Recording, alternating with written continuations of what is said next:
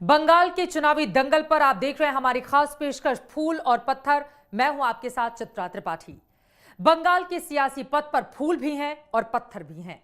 मुंह पर फूल की बात है लेकिन दिल में नफरत के पत्थर हैं। आज अगले 1 घंटे तक बंगाल की राजनीति के चाल, चरित्र और चेहरे का अनदेखा और अनसुना विश्लेषण देखिए मेरे साथ।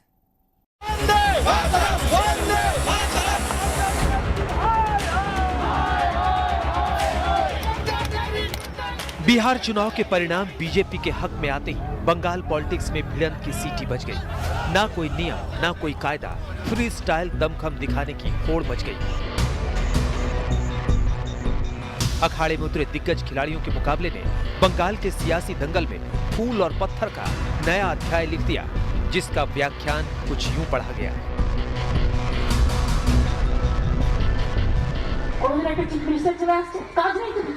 লোকের কাজ করে না, কোনদিন হোম মিনিস্টার চলে আসছে, কোনদিন ওই আরেকটা মিনিস্টার চলে আসছে, কোনদিন চারটা নাড্ডা ফাড্ডা ভাড্ডা গাড্ডা সব চলে আসছে একটা করে। আর তারা একা প্রোগ্রাম করবার কেউ করবে না। আর যেদিন তারা প্রোগ্রাম করবে লোক যদি না আসে তাহলে নিজে সাজিয়ে রাখবে যাতে নটঙ্কি করে ন্যাশনাল নিউজে ভালো করে দেখায় দেখো আমায় মেরেছে। আরে তোমার পেছনে 50 টাকারই কেন যায়? बंगाल की सियासत में पल पल ट्विस्ट और टर्न आ रहे हैं, जो आने वाले दिनों की झांकी है, क्योंकि लड़ाई अभी बाकी है। बंगाल की 5 बड़ी बातों का संकेत क्या है? खूनी घमासान में बदल गई लड़ाई। हमारे एमएलए देवेंद्र नाथ रे, बप्पी घोष, पूरन चंद्र दास, गौतम पात्र, सुदर्शन परमाणिक, शेख लियाकत, गणेश रॉय, शंभारू बर्मन, दीपक मंडल, मनीष शुक्ला, ये सब पिछले 2 महीने में इनका मर्डर हुआ। मैंने सिर्फ आपके सामने 7-8 नाम गिनाए। दीदी को मारने की साजिश वर्सेस सहानुभूति वोट। খুন করবে আমি আজ ঘোষণা করে দিয়ে যাচ্ছি, যদি মমতার সাথে লড়াই করে কোটের লড়াই করে না পারে তাহলে ওরা গোপনে লোক দিয়ে খুন করে আবার তাদের নামে দোষটা দিয়ে দেবে। बोलते हैं मुझे खून करने का साजिश हो रहा है। क्यों उसको खून करेगा आदमी? खून तो उनके लोग कर रहे हैं दूसरे को। बंगाल में भागवत, 19 को शाह का दौरा।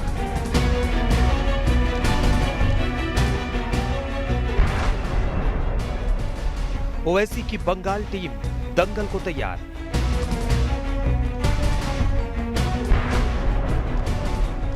ममता बनाम केंद्र सरकार में आर पार। प्रशासन नाम की कोई चीज नहीं है। राजनीतिक विद्वेष के साथ काम चल रहा है। क्या हम ऐसे ही बंगाल की कल्पना करते हैं? आज ममता सरकार ने जिस तरीके से राजनीतिक घटनाक्रम चला रही है वह प्रजातंत्र के लिए अत्यंत घातक। কালকে হেস্টিংসে যান গিয়ে দেখুন কারা ছিল ওইটাতে, কারা ছিল তোমার দলে যারা ঈশ্বরচন্দ্র বিদ্যাসাগরের মূর্তি ভেঙে দিয়েছিল, আমাদের বুকের পাঁজর ভেঙে দিয়ে গিয়েছিল, তারা তোমার দলের লোককে নিয়ে তুমি নাটক তৈরি করছো, তোমার দলের লোককে নিয়ে তুমি নাটক সাজাচ্ছ। बंगाल युद्ध में बज रहे लाउड स्पीकर से जो भविष्यवाणी सुनाई दी वो आने वाले दिनों में गंभीर घटनाक्रमों की श्रृंखला का अंत नहीं, इसे शुरुआत समझिए, क्योंकि हर दिन बंगाल में इंसानी बलि से सियासी बाहुबली बनने का अतीत आज भयावह वर्तमान बनकर साक्षात खड़ा है। क्या बीजेपी की राह में रोड़े ही रोड़े हैं?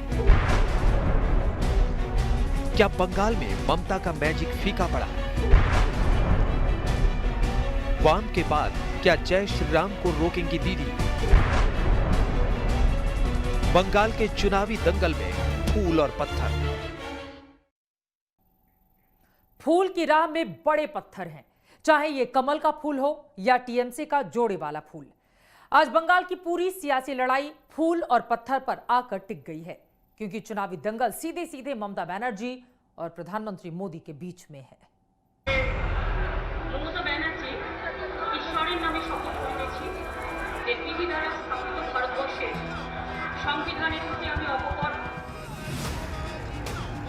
पहले कहते थे अच्छे दिन आ रहा है,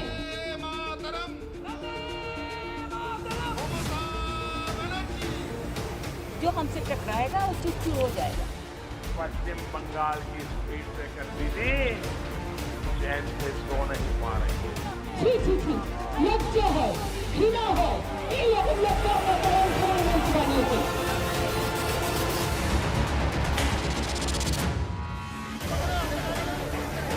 5 फुट 2 इंच की कदकाठी वाली दीदी की शख्सियत को बंगाल की राजनीति में आज की तारीख में बड़े से बड़े कद वाले चुनौती देते नजर नहीं आते।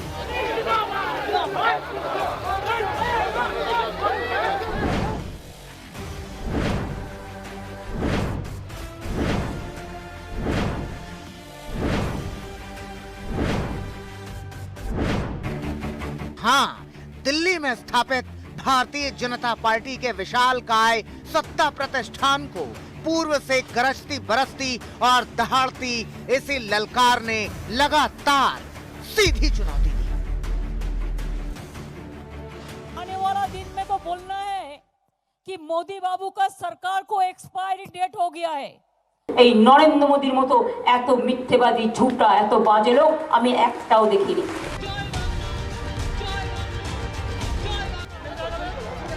अपने बगावती तेवरों से बंगाल में बैठे बैठे दिल्ली की हुकूमत से बार बार दीदी ने आजमाइश की।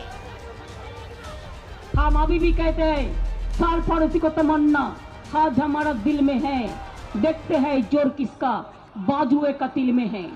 मैं कहनी चाहूंगी कि रोशनी चांद से होता है, सितारों से नहीं। मोहब्बत देश का दिल से होता है, बीजेपी से नहीं।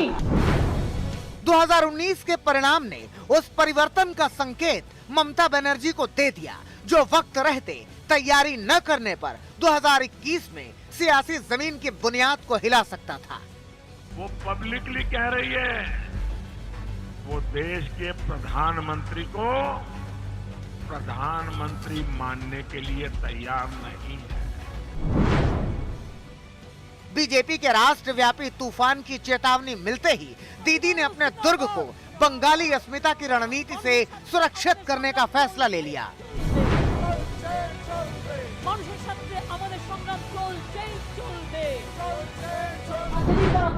লোক যদি না আসে তাহলে নিজে সাজিয়ে রাখবে যাতে নতুনকি করে ন্যাশনাল নিউজে ভালো করে দেখায় দেখো আমরা মেরেছি। আরে জননেত্রী মমতা दी स्वागतम। सिद्धांतों की सियासत करने वाली ममता दीदी का कड़ा इम्तिहान जरूर होगा। बीजेपी की तैयारी बहुत बड़ी है, लेकिन चुनावी अखाड़े में जंग लड़ने के पारंपरिक तौर और तरीकों से हटकर ममता के अपने अस्त्र और शस्त्र हैं। जो लोग देश में मोदी स्टाइल राजनीति के उत्थान और बंगाल में ममता बनर्जी के कमाल को करीब से समझते हैं, वो बंगाल की लड़ाई को जाति आधारित सूबों की राजनीति से एकदम अलग रखकर देखते हैं। पश्चिम बंगाल में जो वोट बैंक है उसमें लगभग 30% मुस्लिम वोट है और उसमें OBC, backward class, schedule tribe का डिफरेंट कम्युनिटीज का जो वोट बैंक है उसमें ममता बनर्जी का पकड़ है। जेंडर इशू है, जो वुमेन वोटर बहुत स्ट्रांग है और सबॉल्टर्न, बैकवर्ड, इकोनॉमिकली बैकवर्ड सब ममता के साथ है। तो कलकत्ता में भी जो भद्रलोक कम्युनिटी, जो एंटी कम्युनिस्ट स्पेस वो ममता बनर्जी ने ले लिए थे, तो इसीलिए इसको तोड़ना भी आसान नहीं है। लेकिन ममता के लिए इस बार जो चैलेंज ममता फेस कर रही है वो एकदम अनप्रेसिडेंटेड। ऐसे मैंने कभी भाजपा को भी इतना एग्रेसिव कभी नहीं देखा और ममता बनर्जी को भी जो चैलेंज महसूस कर रहे हैं ये भी ये स्थिति पहले कभी पश्चिम बंगाल में नहीं देखा। बंगाल की लड़ाई को एक शब्द में समझे तो जुझारू और जिद्दी दीदी का मुकाबला हाशिए पर पहुंच चुकी कांग्रेस और वाम दल से नहीं बल्कि बंगाल कूच कर चुकी भगवा सेना से है।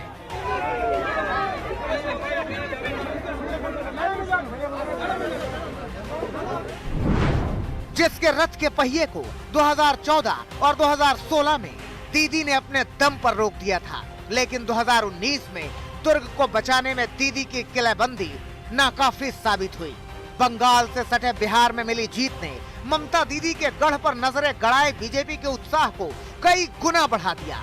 बंगाल के सियासी दंगल में आगे क्या होगा ये मुख्य योद्धाओं की सूझबूझ पर निर्भर करेगा। यानी बंगाल की बाजी सटीक दांव लगाने पर होगा।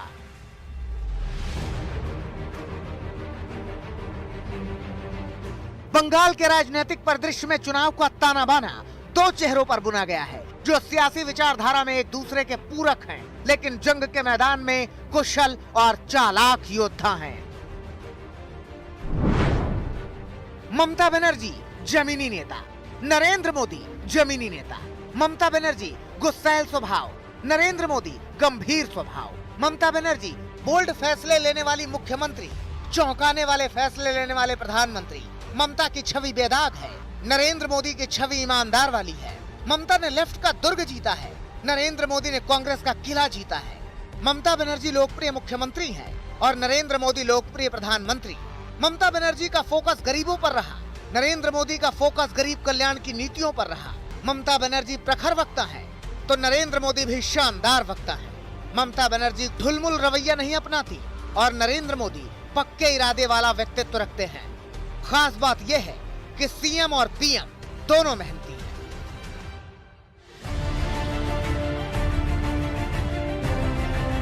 अनुभव की कसौटी पर, लोकप्रियता के पैमाने पर और प्रशासनिक कार्यकुशलता में मोदी और ममता ने बड़ी लकीर खींची है। अब की बार मुश्किल हालात में दोनों की अग्नि परीक्षा है। मोदी की प्रतिष्ठा का सवाल होगा, जबकि मोदी पर बढ़त बनाने के लिए दीदी को दुर्ग बचाकर अपने विचार और जनाधार पर जीत की मुहर लगानी होगी। आज तक ब्यूरो। बंगाल में राजनीतिक हिंसा का अपना अतीत और वर्तमान है। आज राजनीतिक हत्याओं को मुद्दा बनाकर बीजेपी ने दीदी को घेर रखा है, तो वहीं टीएमसी के मंत्री ने यह दावा करके सभी को चौंका दिया कि ममता बनर्जी की जान को बीजेपी से खतरा है। बंगाल का चुनावी दंगल इंसानी बलि आखिर क्यों मांगता है, ये रिपोर्ट देखिए।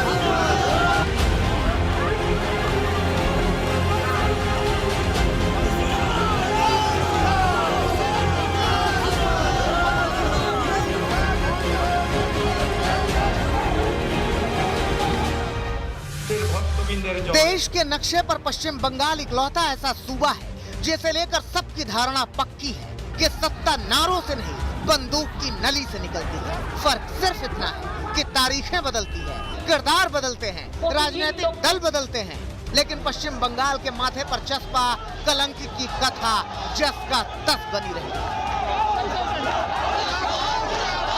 बंगाल में राजनीतिक हिंसा के इतिहास से पन्ने को पलटे, उससे पहले बंगाल की सियासी जमीन पर इंसानी बलि के आंकड़ों की डराने वाली गवाही देती है। 130 कार्यकर्ताओं ने जाने दे दी, 130 कार्यकर्ताओं।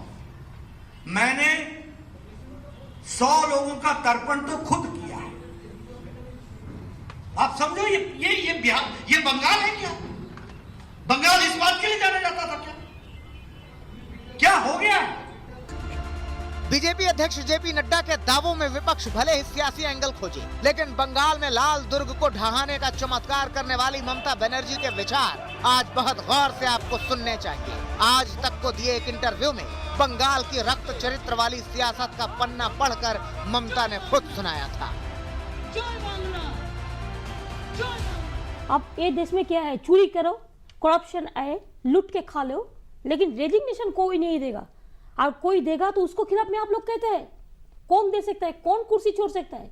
आज तो कुर्सी के लिए लड़ाई है ना, कुर्सी के लिए अपनी जिंदगी भी आप बिका दे सकते हैं, बेच दे सकते हैं। जब आपने बीजेपी लेकिन कुर्सी के लिए हम लोगों ने कभी परवाह नहीं करते हैं कि हमारा जो कमिटमेंट है, और commitment is to the people.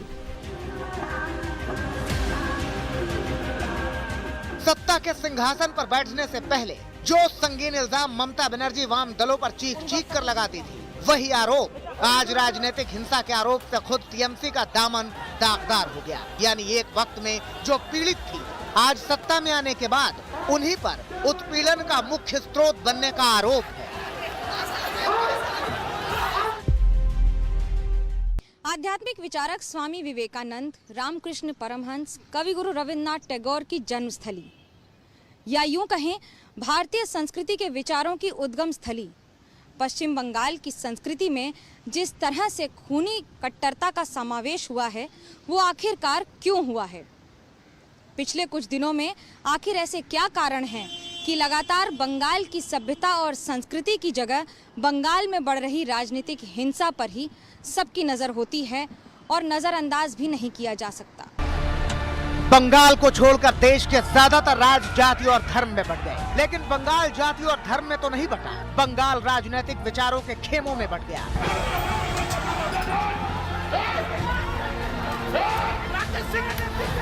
राजनीति के अलग अलग गुटों में बिखर गया और चलन शुरू हुआ, जिसकी लाठी उसकी भैंस।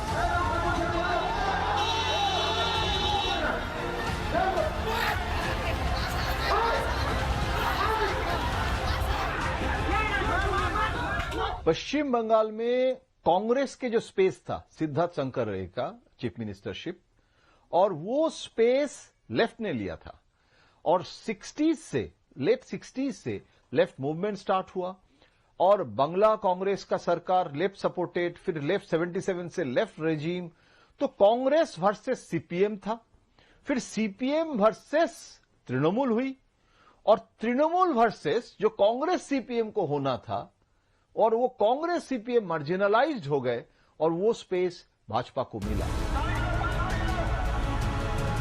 राजनीतिक हिंसा की सबसे खतरनाक वारदातों के लिए बदनाम है पश्चिम बंगाल। बंगाल में राजनीतिक हिंसा की विरासत में वंशवाद नहीं है, जो सत्ता में आया हिंसा उसका हथियार बन गया।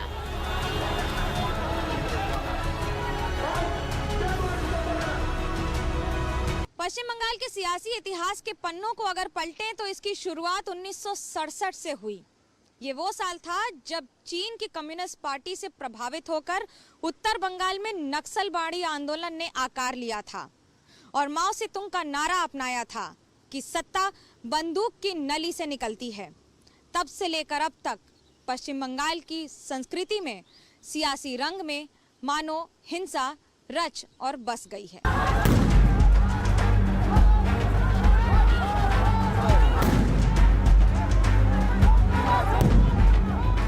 सियासी प्रतिरोध और प्रतिशोध में विरोध की आग में बंगाल में इंसानी जिंदगी खाक होने लगी। बंगाल में हिंसा का आंदोलन का अतीत रहा, लेकिन वाम दलों ने जैसे जैसे पैर जमाए वैसे वैसे हिंसा बढ़ती गई।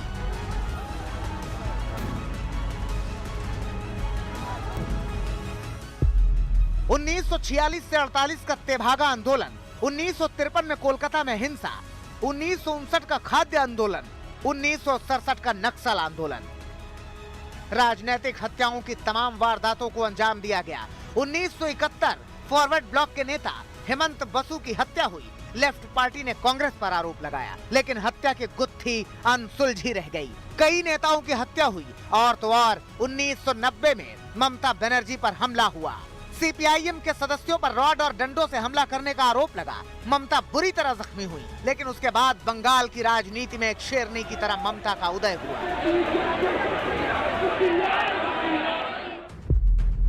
2006 से 2008 के बीच भूमि अधिग्रहण को लेकर बंगाल में हिंसा हुई। सिंगूर और नंदीग्राम में तृणमूल और वाम दलों में हिंसक टकराव हुआ। राजनीतिक हिंसा में 70 से ज्यादा लोग मारे गए। लेफ्ट की हिंसक राजनीति को मुद्दा बनाकर बंगाल में ममता ने लाल दुर्ग के 34 साल पुराने किले को जीत लिया था, लेकिन अब ममता पर आरोप है कि अपने दुर्ग को बचाने के लिए वो राजनीतिक हिंसा में संलिप्त हैं और अब बीजेपी 2021 चुनाव में राजनीतिक हिंसा के खिलाफ आवाज बुलंद करके ममता को सिंहासन से उखाड़ फेंकने की पटकथा लिख रही है। आज तक ब्यूरो। बीजेपी के रणनीतिकार बंगाल विजय की स्क्रिप्ट लिख चुके हैं। ट्रेलर 2019 में देखा था।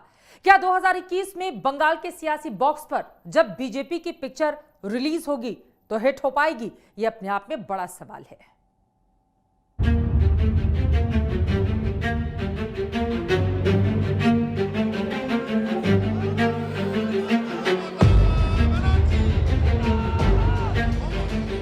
2014 में भारतीय जनता पार्टी के अजय रथ को ममता बनर्जी ने बंगाल में रोक दिया था, लेकिन 2014 में 2 सीटों से 2019 में 18 सीटों के सियासी सफर के पीछे एक सधी हुई रणनीति का असर दिखा। आक्रामक प्रचार शैली, नेता आयात राजनीति, राष्ट्रवाद और हिंदुत्व, कटमनी का मुद्दा, ममता का वंशवाद, मुस्लिम तुष्टीकरण। टीएमसी से रण में बीजेपी के चुनावी रणनीति को लेकर दोनों तरफ से अपने अपने दावे किए जाते रहे हैं। और अभी 2021 के चुनाव में भारतीय जनता पार्टी 200 सीट पार करेगी और सरकार बनाएगी, इस बात को हमको लोग भारतीय जनता पार्टी के साथ है, लोग मोदी जी के साथ है। आप ममता जी की सरकार को उखाड़ फेंकेंगे और कमल खिलाएंगे, इस बात को हमको। Good, it's a democratic country. JP Nadda or anybody can visit Kolkata. But the fact is that JP Nadda is from Himachal. He is not familiar with Kolkata, Bengal, the culture, heritage and history of Bengal. So it will have no impact. But JP Nadda may try. Mamata Banerjee के गढ़ में 200 plus का लक्ष्य रखकर BJP ने अपने आक्रामक प्रचार और प्रचंड सियासी युद्ध का शंखनाद कर दिया। विगत 6 वर्षों से ममता के गढ़ में मोदी और शाह अपनी नजरें गड़ाए हुए हैं। इस बार दीदी का किला भेदने की तैयारी में कोई कमी नहीं छोड़ी जा रही। कैलाश विजयवर्गीय को चुनाव प्रभारी बनाया गया। आईटी सेल के हेड अमित मालवीय को सह प्रभारी, पूर्व प्रचारक अरविंद मेनन को सह प्रभारी बनाया गया। आगामी 2021 के इलेक्शन में भारतीय जनता पार्टी की रणनीति उस इलाके पर विजय पाना है जहां ममता और उनके भतीजे अभिषेक का दबदबा कायम है। यही वजह है कि 2 दिवसीय दौरे पर बीजेपी अध्यक्ष नड्डा ने भवानीपुर और डायमंड हार्बर को प्रचार के लिए चुना, जहां डायमंड हार्बर में उनके काफिले पर हमला हुआ।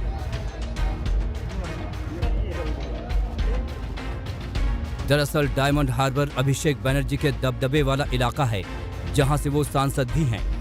दक्षिण 24 परगना में बीजेपी का प्रदर्शन अभी तक कमजोर रहा, जबकि टीएमसी का मजबूत। 2016 विधानसभा चुनाव में टीएमसी जिले की 31 में से 29 सीटें जीती। बंगाल की सत्ता में स्थापित करने के लिए बीजेपी को दक्षिण बंगाल में दायरा बढ़ाना होगा, क्योंकि 294 सीटों वाली विधानसभा में 64 सीटें सिर्फ 24 परगना उत्तर और दक्षिण में हैं, जहां बीजेपी 1 सीट तक न जीत सकी। बीजेपी ने दक्षिण और उत्तर 24 परगना में ताकत झोंक दी। उत्तर परगना में बीजेपी को इस बार उम्मीद है, क्योंकि टीएमसी से बीजेपी में आए दिग्गज नेता मुकुल रॉय का ये इलाका है। 2019 में बीजेपी ने बैरकपुर और बनबाऊ टीएमसी से छीन ली थी। 24 परगना में मतुआ समुदाय को लुभाने की कोशिश, मिदनापुर में शुभेंदु की नाराजगी का फायदा उठाना, भवानीपुर में door to door JP Nadda ने प्रचार किया। भवानीपुर और डायमंड हार्बर में 120 दिन का अभियान। जिस विधानसभा से ममता चुनाव जीतकर आती हैं, जिस इलाके पर अभिषेक एक छत्र राज करते हैं, उस इलाकों में बीजेपी ने सीधा मोर्चा खोल दिया है। ऐसा क्यों? इसके पीछे के सियासी गणित समझिए। राज्य 4 इलाकों में बंटा हुआ है: गंगीय बंगाल, उत्तरी बंगाल, राढ़ और दक्षिण बंगाल। 2019 चुनाव में बीजेपी ने उत्तरी बंगाल और राढ़ इलाके में अच्छा प्रदर्शन किया। वहीं गंगीय और दक्षिण बंगाल में टीएमसी भारी पड़ी। बीजेपी के अच्छे प्रदर्शन की वजह से लेफ्ट पार्टी और ममता विरोधी वोट को हासिल किया। उत्तर बंगाल में बीजेपी अपने पैर जमाने में सफल रही, लेकिन दक्षिण बंगाल में ममता बनर्जी का अपने वोट बैंक पर बहुत ही मजबूत कब्जा और पकड़ है। दक्षिण बंगाल में 50% वोट पर ममता बनर्जी अभी भी काबिज हैं, तो वहीं दूसरी ओर 50% वोट में बंटवारा है। फूल और पत्थर, हमारी ये पेशकश लगातार जारी। वहीं बंगाल की लड़ाई में ओवैसी की एंट्री से सियासी समीकरण बदल गए हैं। मुस्लिम वोट बैंक जो टीएमसी की पहली पसंद है, क्या अब बंगाल का मुसलमान दीदी को छोड़कर भाईजान की ओर रुख करेगा? ये बड़ा सवाल है।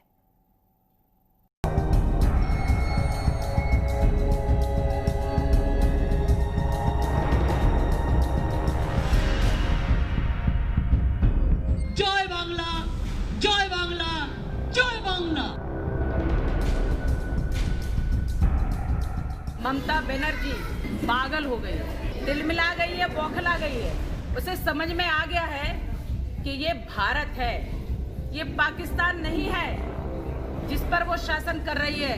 भारत के लोग तैयार हो चुके हैं, हिंदू तैयार हो चुका है। बंगाल में भाजपा का शासन आएगा, हिंदुओं का शासन आएगा।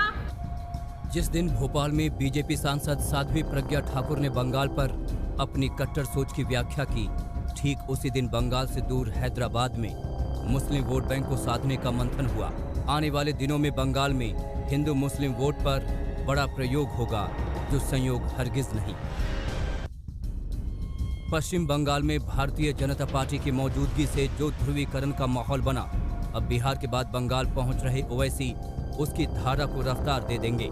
यानी 2021 में बंगाल का चुनाव विकास के नारों पर नहीं, मुमकिन है हिंदू और मुसलमान पर लड़ा जाए, क्योंकि असदुद्दीन ओवैसी का वोट बेस सिर्फ मुसलमान है और बंगाल में मुस्लिम वोट पर एक मुश्त ममता दीदी का राज है। मैंने पिछले 2 दशकों में बंगाल की राजनीति को बड़ी करीब से देखा है। बंगाल की राजनीति में पश्चिम बंगाल की सत्ता पर वही पार्टी काबिज होती है जो मुस्लिम वोटरों का समर्थन पाती है, फिर चाहे वो कांग्रेस की सरकार हो, वाम मोर्चा की सरकार हो या फिर तृणमूल कांग्रेस में मुख्यमंत्री ममता बनर्जी की सरकार। 2016 में भी बंगाल में करीब 70% से अधिक मुसलमानों ने अपना समर्थन ममता बनर्जी को दिया था, जिसके बाद वो 200 सीट से ज्यादा की सरकार बनाकर आज भी सत्ता पर काबिज हैं। लेकिन ये कहना गलत नहीं होगा कि बंगाल की राजनीति में हमेशा चाबी मुस्लिम वोटरों के हाथ में ही हुई है। अब AIMIM में असदुद्दीन ओवैसी के आ जाने से बंगाल में मुस्लिम वोटरों के समीकरण बदलते नजर आ रहे हैं। बंगाल के सियासी धर्म कांटा को समझिए। आबादी 10 करोड़, 70% हिंदू वोटर, 30% मुस्लिम वोटर, 99 विधानसभा मुस्लिम बहुल। हिंदू वोट का बंटवारा है, मुस्लिम वोट एकजुट है। पश्चिम बंगाल में कई जिले ऐसे हैं जहां मुस्लिम वोटर सत्ता के सिंहासन की राह बनाते हैं। रायगंज, मालदा उत्तर, कूच बिहार, बीरभूम, बोलपुर, जाधवपुर, उलवेड़िया, डायमंड हार्बर, मालदा दक्षिण, जंगीपुर, मुर्शिदाबाद, बहरामपुर, कृष्णानगर, बर्दवान, दुर्गापुर, बशीरहाट, जयनगर, मथुरापुर। जय बांग्ला, जय बांग्ला, जय बांग्ला। बंगाल के विधानसभा और लोकसभा चुनाव में ट्रेंड यही बताते हैं कि मुस्लिम पूरी तरह से ममता के साथ हैं। 2006 तक मुस्लिम मतदाता वाम मोर्चे के साथ रहे और सत्ता उनके हाथ में रही, लेकिन 2009 में लोकसभा चुनाव में ट्रेंड बदला जब कांग्रेस तृणमूल गठबंधन ने 60% मुस्लिम बहुल सीटें जीतकर 42 में से 26 सीटें जीती। ऐसा ही 2011 विधानसभा में कांग्रेस तृणमूल के गठबंधन ने किया, लेकिन 2011 के बाद जब कांग्रेस के साथ ममता का गठबंधन टूटा तो 2014 और 2019 लोकसभा हो या फिर 2016 विधानसभा, ममता मुस्लिम मतदाताओं की पहली पसंद बन गई। बंगाल में ममता के पक्ष में मुस्लिम वोट बैंक के पीछे फुरफुरा शरीफ का अहम रोल है, लेकिन इस बार ओवैसी की नजर मुस्लिम वोट बैंक पर है। यानी जैसे मुस्लिम वोटर बंटा हुआ है, वैसे ही ओवैसी के आने से मुस्लिम वोटरों के बंटने का खतरा बढ़ जाएगा। मुस्लिम वोटरों की एकजुटता को काउंटर करने के लिए बीजेपी ने हिंदू वोटरों को गोल बंद करने के लिए पूरी ताकत झोंक दी। 70% हिस्सेदारी वाले हिंदू वोटरों को लुभाने में जुटी। ममता पर मुस्लिम तुष्टीकरण का आरोप लगाकर भुनाना, सरस्वती पूजा, रामनवमी जुलूस, सड़क पर हनुमान चालीसा, रोहिंग्या और बांग्लादेशी घुसपैठियों समेत CA का मुद्दा, SC/ST वोटरों को अपने साथ जोड़ने में ताकत झोंकी। हिंदू बहुल विधानसभा सीटों पर डोर टू डोर अभियान, ममता विरोधी वोटों को अपने पाले में लाने की कोशिश, बीजेपी रूल स्टेट में लव जिहाद पर कानून बनाना। ममता बनर्जी को काउंटर करने के लिए बीजेपी के पास 2 टारगेट हैं। पहला ध्रुवीकरण हिंदू वोटरों का और दूसरा ध्रुवीकरण उन वोटरों को एक साथ लाना जो ममता बनर्जी से नाराज हैं। लेकिन सवाल ये उठता है कि आखिरकार क्या बंगाली हिंदू एक तरफ वोट करेंगे? बीजेपी की रणनीति और ओवैसी के मिशन बंगाल ने ममता बनर्जी के हैट्रिक प्लान का खेल बिगाड़ सकता है। ममता ने बीजेपी के प्लान को काउंटर करने के लिए अब सॉफ्ट हिंदुत्व की रणनीति बनाई है। ग्रामीण बंगाल में RSS के नेटवर्क का मुकाबला करने के लिए TMC सोशल सर्विस विंग, जय हिंद और बंग जननी वाहिनी। अयोध्या के फैसले और बाबरी विध्वंस के फैसले पर चुप्पी। 2013 में मौलवियों के लिए भत्तों के ऐलान से घिरी ममता ने 2020 सितंबर से पुजारियों के लिए भी उसी तरह के भत्तों की घोषणा कर दी। ममता 2021 के चुनाव को मातृभूमि बंगाल को बचाने की लड़ाई के रूप में पेश कर रही हैं, लेकिन बीजेपी बंगाल जीतने के लिए विकास के काम और धर्म के नाम पर रणनीति बना रही है और इस खेल में अब 3 बड़े खिलाड़ी हैं, टीएमसी, बीजेपी और एआईएम। आज तक ब्यूरो। बंगाल में दीदी के लिए खतरा सिर्फ ओवैसी से नहीं, बल्कि एक के बाद एक बागी हो रहे उनके वफादारों से भी है, जो लगातार ममता बनर्जी की मुश्किलें बढ़ाते हुए चले जा रहे हैं। एक जमाने में ममता के सिपह सलार थे, लेकिन आज बीजेपी के वफादार बन गए। एक जमाने में दीदी के वफादार थे, लेकिन आज टीएमसी से दूर हो गए। 2021 के चुनावी दंगल में ममता बनर्जी के लिए सबसे बड़ी चुनौती है अपने सिकुड़ते और बिखरते कुनबे को बचाना, क्योंकि ममता बनर्जी की टीम के मजबूत खिलाड़ियों का पार्टी से मोह भंग हो रहा है। आम टॉप लीडर पार्टी छोड़कर चले गए तो तमाम बारी बारी से छोड़ने की तैयारी में है और सबसे फायदे में है बीजेपी। दीदी का दुर्ग जीतने के लिए बीजेपी के लिए जरूरी है अपनी सेना बढ़ाना या फिर ममता की सेना में फूट का फायदा उठाना। टीएमसी में नंबर 2 की पोजीशन मुकुल रॉय की थी, लेकिन दीदी और मुकुल रॉय के रिश्तों में तलखी आई और नौबत पार्टी छोड़ने तक पहुंच गई। बंगाल की सियासत के जानकार मानते हैं कि मुकुल रॉय का टीएमसी छोड़ना बहुत बड़ा झटका था, क्योंकि दीदी के सबसे भरोसेमंद और विश्वसनीय नेता ने पार्टी का साथ छोड़कर विरोधी दल का दामन थाम लिया था। टीएमसी के जो अंदर मुकुल रॉय जब तक थे तब तक ऑर्गेनाइजेशनल एस्पेक्ट जो है ना, ऑर्गेनाइजेशनल इश्यूज मुकुल देखते थे। और ममता चीफ मिनिस्टर बनने के बाद देखिए, एक ह्यूमन बीइंग, एक मतलब जैसे नरेंद्र मोदी जी का भी एक अमित शाह है, ममता के लिए जब मुकुल रॉय चले गए और यहां जो तृणमूल के लोग हैं वो ममता को मानते हैं, लेकिन एक दूसरे से झगड़ा है, ग्रुप है, ये तो हर पार्टी में है, ऐसे नहीं है कि सिर्फ तृणमूल में है। तो अभी इस समय जो लोग हैव और हैव नॉट हर पार्टी में हो जाता है, जो हैव और हैव नॉट का लड़ाई। ममता बनर्जी ने बंगाल में अपना जमीनी कैडर खड़ा किया, लेफ्ट से सियासी लड़ाई लड़ने के लिए खुद को जमीन पर मजबूत किया। बीजेपी के पास बंगाल में सबसे बड़ी चुनौती थी बूथ लेवल पर पकड़ मजबूत करने की। इस दिशा में बड़ा रोल मुकुल रॉय ने निभाया। मुकुल रॉय, अर्जुन सिंह, सौमित्र खान, अनुपम हजारा, शंकुदेव पांडा, विश्वजीत दास, मिहिर गोस्वामी और सोमन चटर्जी।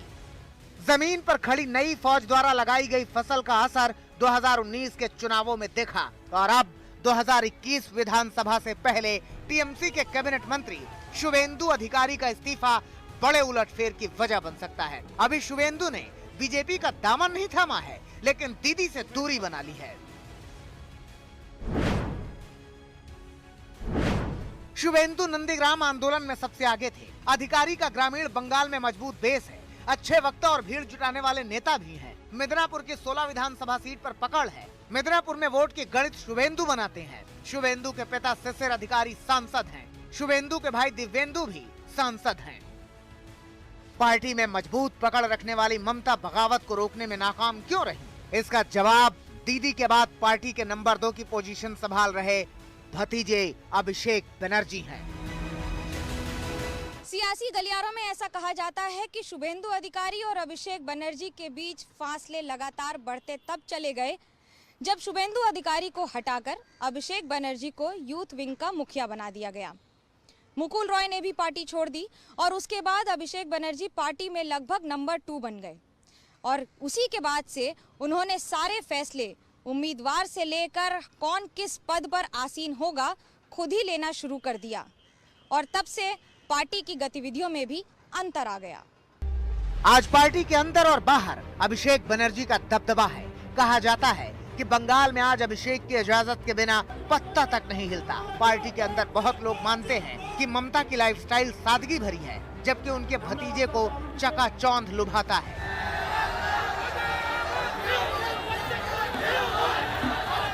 दीदी का अंदाज सरल है और वो सबके साथ बात करना पसंद करती हैं, तो अभिषेक तक पार्टी के बड़े नेताओं की पहुंच भी नहीं है। अभिषेक बनर्जी पार्टी की कमान संभाल रहे हैं, लेकिन ममता से दूर हो रहे उनके सिपह सलारों का आरोप यही है कि ममता वंशवाद वाली राजनीति को आश्रय दे रही हैं और अब पार्टी में सीनियर नेताओं की नहीं चलती। आज तक ब्यूरो। फूल और पत्थर के बीच आगे बढ़ती बंगाल की राजनीति विधानसभा चुनावों में कहां पर जाकर ठहरेगी, ये अपने आप में बड़ा सवाल है। किसका फूल खिलेगा और किसका मुरझा जाएगा, इस पर रहेगी आज तक की। नमस्कार, मैं हूं अंजना ओम कश्यप। हमें उम्मीद है ये वीडियो आपको पसंद आया होगा। लेटेस्ट खबरों के लिए यूं ही देखते रहिए आज तक और इस वीडियो के पसंद आने पर लाइक, शेयर एंड सब्सक्राइब करना ना भूलें।